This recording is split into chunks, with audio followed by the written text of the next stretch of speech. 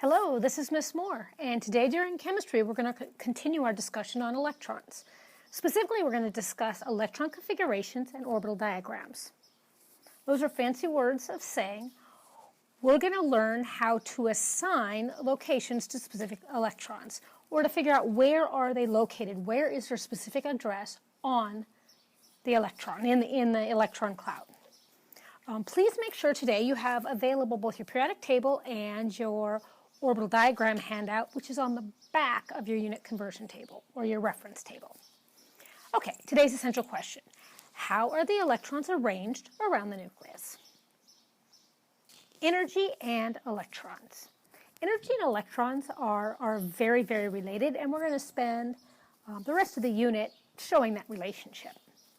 Okay, so in nature, change goes towards the lowest possible energy. And it doesn't matter if we're talking about chemistry, if we're talking about electrons, if we're talking about trees or people or DNA or anything. Change goes towards the lowest possible energy. And this is because high energy systems are unstable.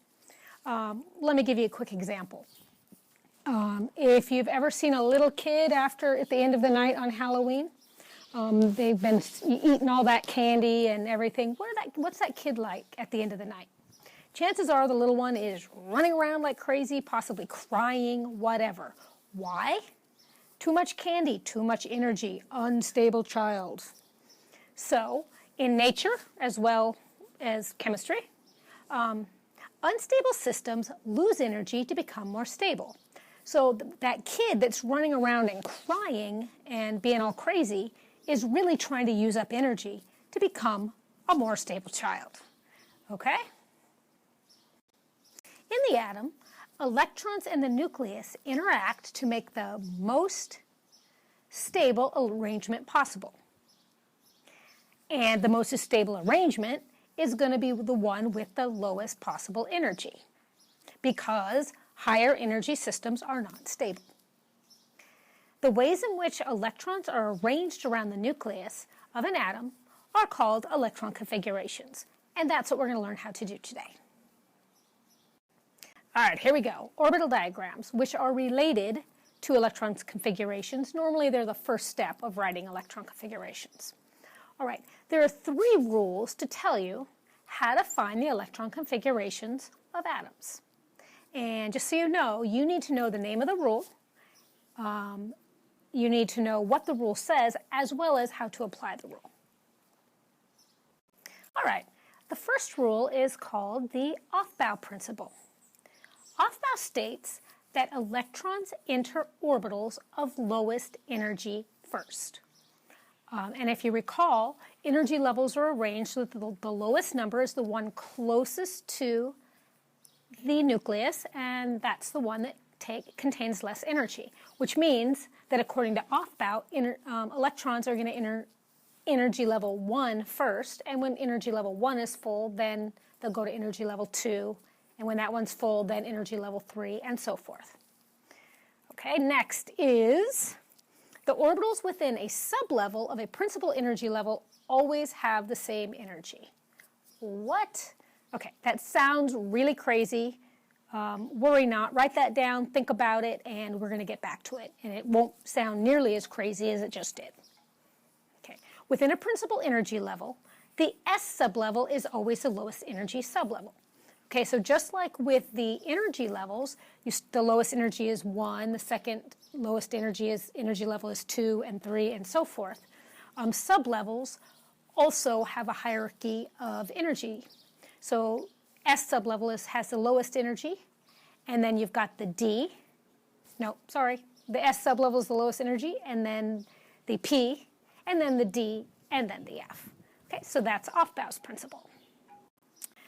Next is called the Pauli exclusion principle. Pauli says that 2, but no more than 2, electrons can occupy a single orbital. So either 1 or 2 electrons can occupy an S or a P orbital, or truthfully, a D or an F as well. All right, and then we've got another crazy concept here. Chemists believe that electrons spin. And they further believe that if two electrons are in the same orbital, they must spin in opposite directions. Why would that be the case? Well, an orbital is just a little tiny spot. It's like two electrons being shoved up against each other on a love seat. Think about it. Electrons, negative charge. Do negatives like negatives? They don't. They don't like to be that close together. So here's what they do. We've got an electron here. And he is spinning in this direction. Okay. This spinning creates a magnetic field around the electron, allowing a partial positive field towards the top of the electron and a partial negative field towards the bottom of the electron. When the next electron comes and hangs out, sits next to him on the love seat, this electron is spinning in the opposite direction, leading towards a partial negative charge on the top of the electron and a partial positive charge on the bottom. And this arrangement allows these two negative electrons to be close together. Because of Pauli's exclusion principle and this idea that electrons need to spin, when we're drawing electrons in orbital diagrams, we need to show their spin. And trying to draw something like this every time can really end up being sort of a pain. So chemists came up with a short version way to write electrons and show their spin direction. And we do that by showing an up or a down arrow. Okay, so this is showing this electron is spinning in some certain direction, I don't know, and this one's spinning in the other. And the last rule is called Hund's rule. And Hund's rule is the rule that's most often broken when trying to draw orbital diagrams. So keep that in mind. Be careful with this one. So when electrons occupy orbitals of equal energy, one electron enters each orbital until all the orbitals contain one electron with parallel meaning the same, spin. Then the second electrons go by and add into each orbital so that their electrons are paired with the first electrons, meaning opposite spins.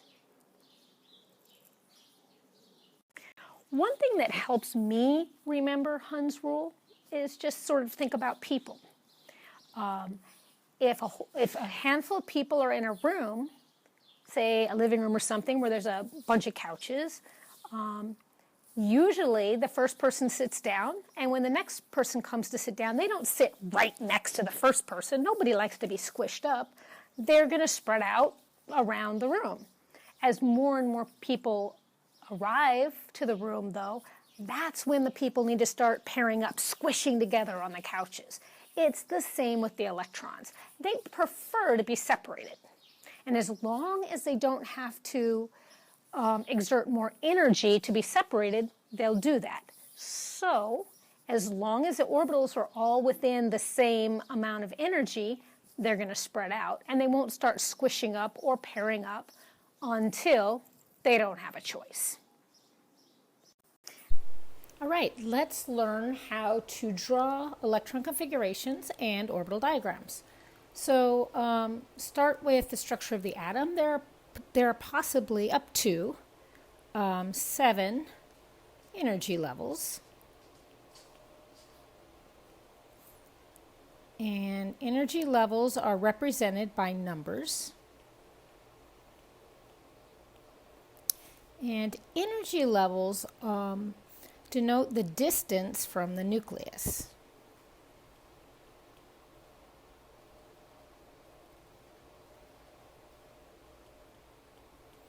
So the bigger the number, the farther away the energy level is from the nucleus. Okay, and then we have sublevels. And the sublevels are represented by letters. And there are 4 different sublevels. We have sublevel S, P, D, and F.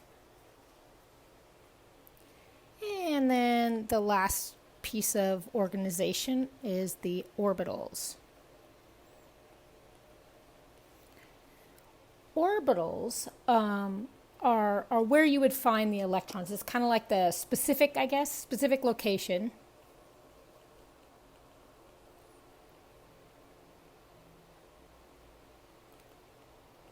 of an electron.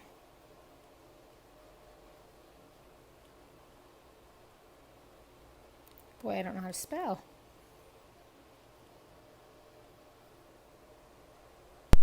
Okay, I want to talk a little bit more about sublevels and orbitals before we start doing our electron configurations and orbital diagrams.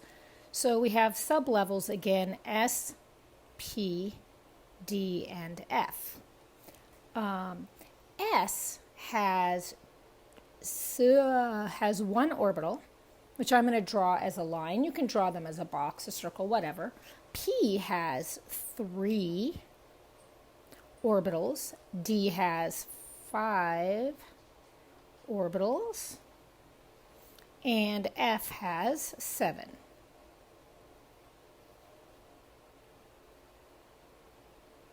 Okay. With the lowest energy being the S orbital, and the highest energy being the F orbital. All right, 2 electrons can fit into each orbital.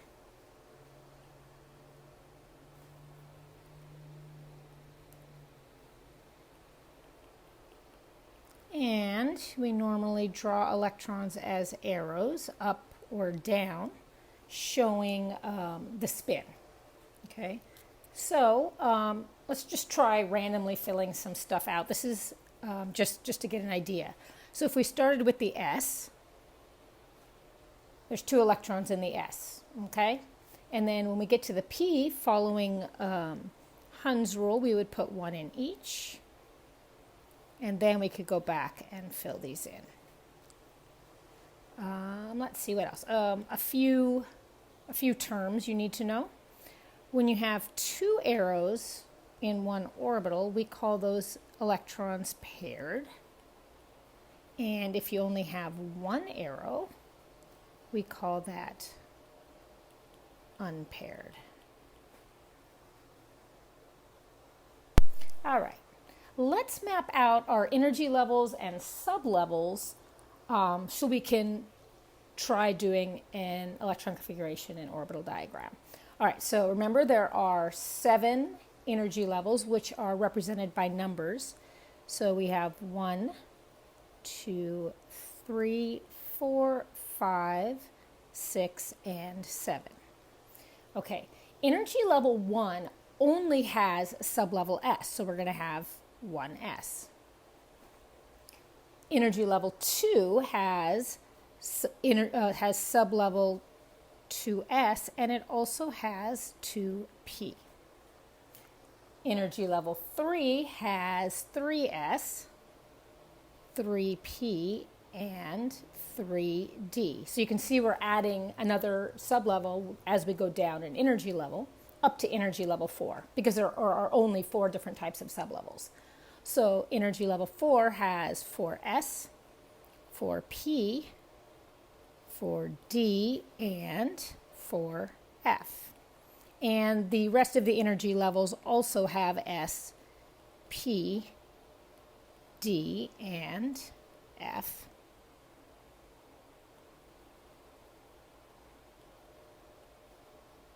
Oh, wait, what am I doing here? Started daydreaming a little bit. Let's redo that. Sorry. Let's do that again. We have 5P, 5D, and 5F. We have 6S, 6P, 6D, and 6F. 7S, 7P, 7D, 7F. All right, let's next fill in the maximum number of electrons that could fit in each orbital, or in each sublevel, I guess. So remember that S right here has one orbital, so each S can fit a maximum of 2 electrons. So let's put a 2 here for each of our S's.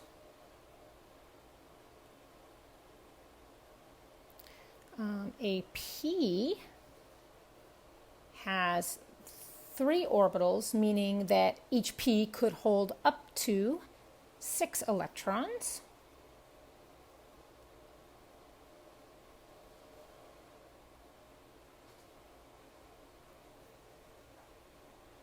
A D has 5 orbitals, meaning it could hold up to 10 electrons.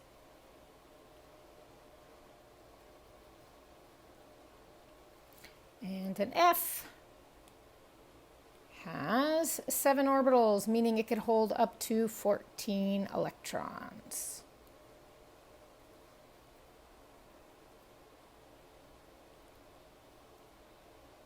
Doesn't have to hold that many, but it can hold up to 14 electrons.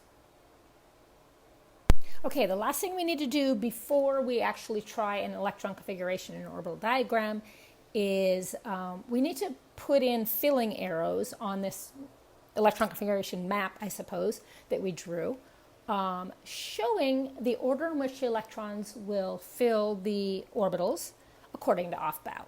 So we're just going to draw diagonal lines across this. So we'll start with 1s, and once we filled that up, we go to 2s, and then 2p3s, 3p4s, 3d4p5s, and so forth.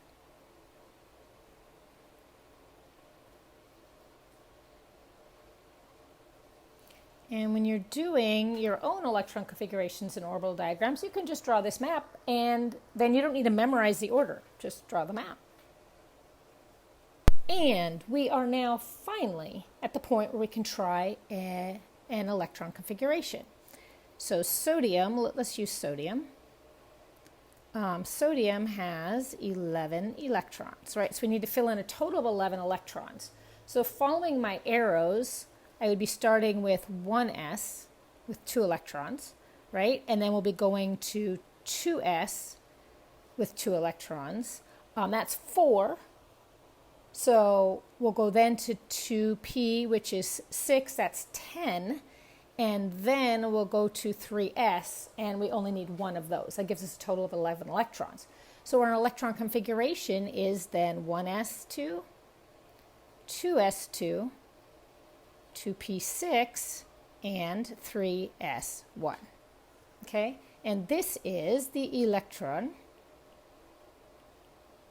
configuration. Okay, configuration, I just ran out of room. Okay, and then to draw the orbital diagram, you would draw something like I have here, showing the energy level, the sublevel, the orbitals, and the number of electrons. In the electron configuration, you don't have the orbitals shown. So we could say 1s with 1 orbital, 2 electrons, 2s, 1 orbital, 2 electrons, 2p, 3 orbitals, and following Hund's rule, we'll put 1 electron in each with parallel or the same spin, and then go back and fill in the paired electrons with the opposite spin, and then we have 3s with 1 electron. Okay, so that is how you write electron configurations and orbital diagrams. On tests and quizzes, you will not have access to this map here. You're going to need to draw it. So let me just go back and show you a clean one. You will notice that all I did is just neatly wrote out the energy levels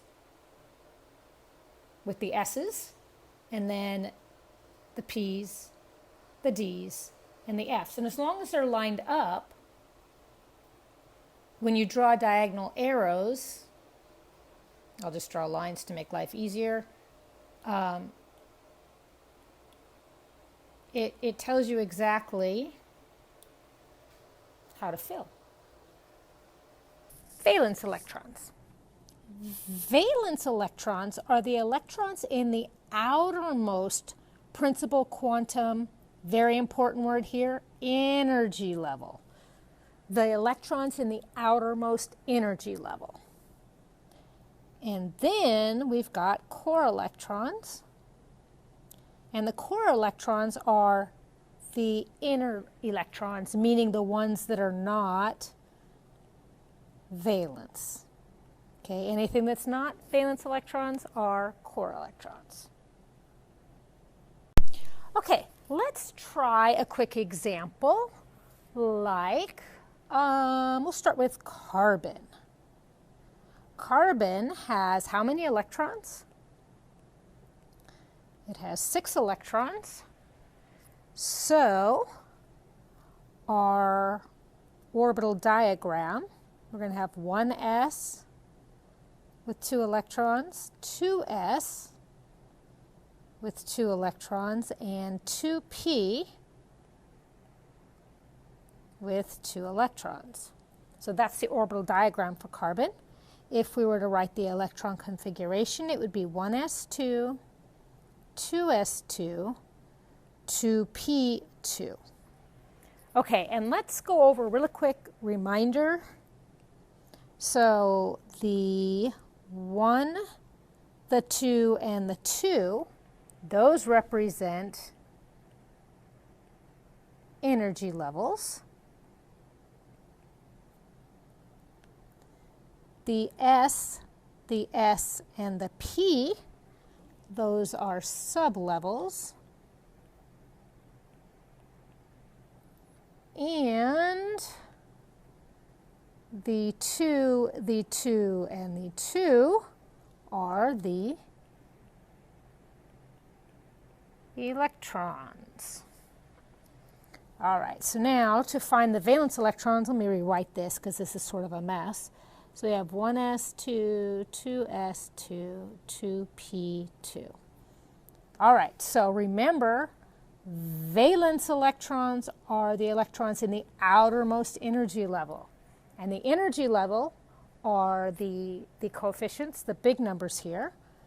So that is going to be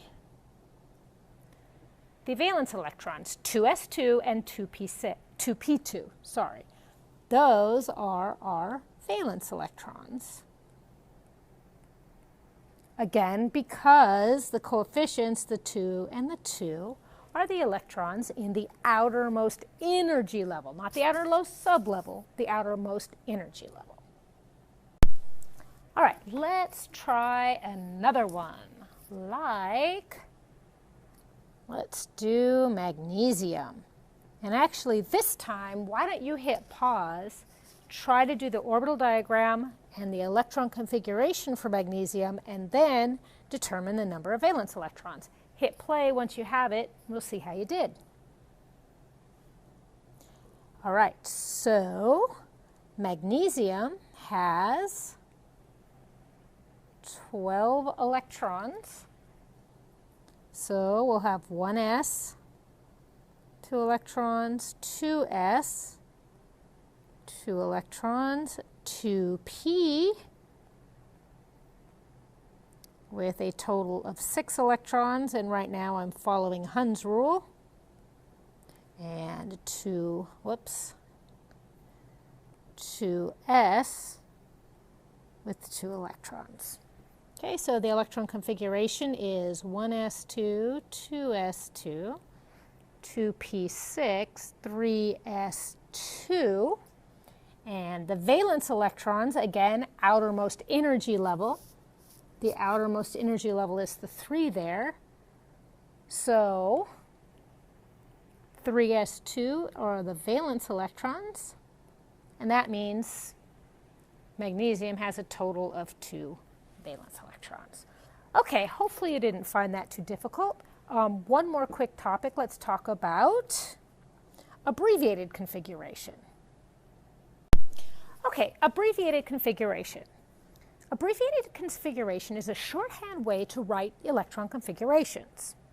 So to do abbreviated configuration, what you do is you write the symbol for the noble gas. Now, we don't know what noble gases are yet, but if you look at your periodic table on the very far right, that very last column there are the noble gases: helium, neon, argon, radon, xenon. Argon, krypton, xenon, radon. Okay, so you write the symbol for the noble of gas and before the atom, and then the valence electrons. So let me show you how this works. All right, being that we already solved the electron configuration for magnesium right here, we'll go ahead and write that again. We'll just use that one. So we have 1s2, 2s2, 2p6, 3s2.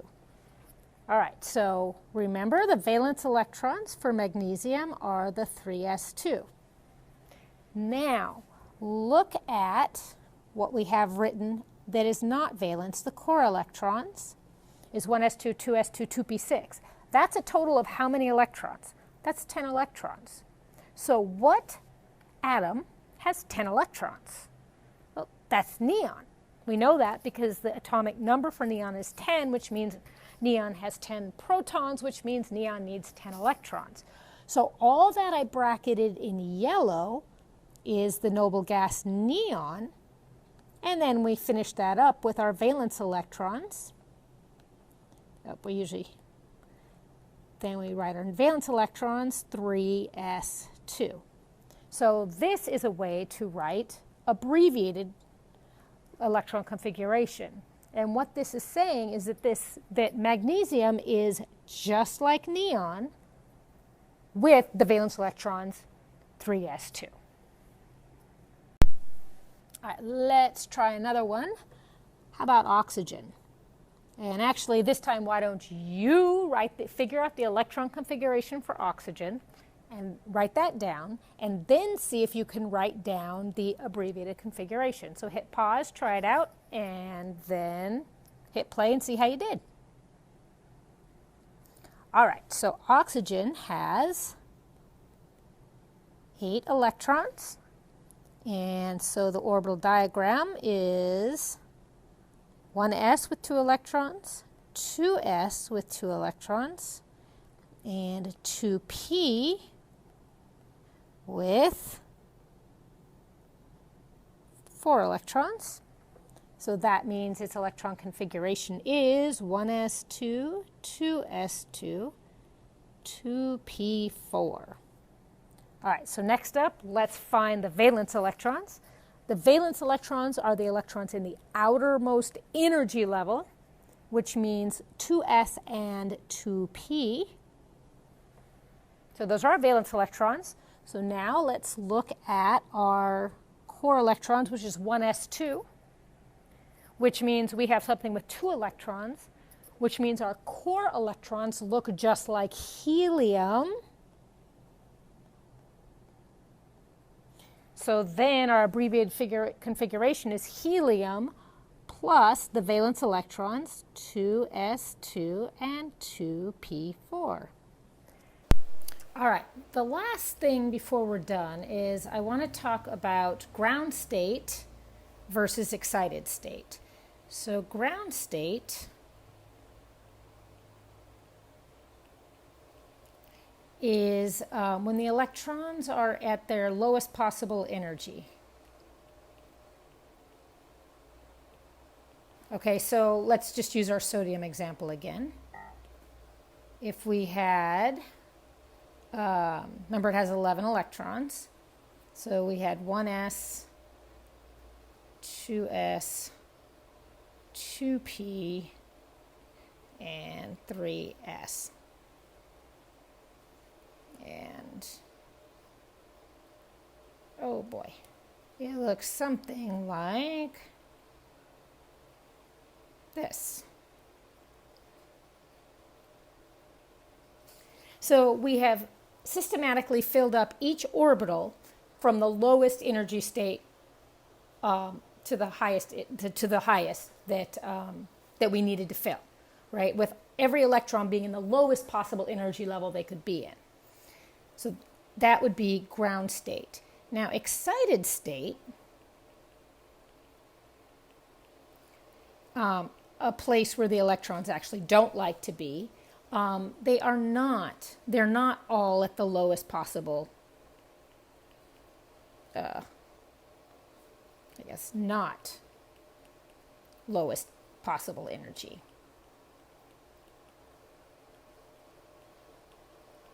So what we might see for sodium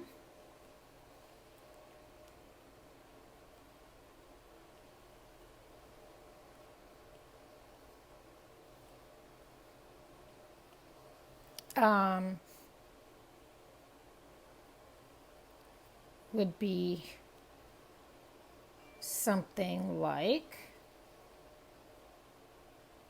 this.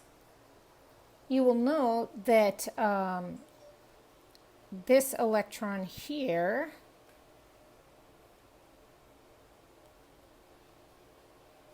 that would be a lower energy state for that electron. So this is an excited state for sodium, and its electron configuration, would look like 1s2, 2s2, 2p5, 3s2. So you will note that the 2p is not filled up before we start adding things into the s. All right, that's it for today. Have a good one.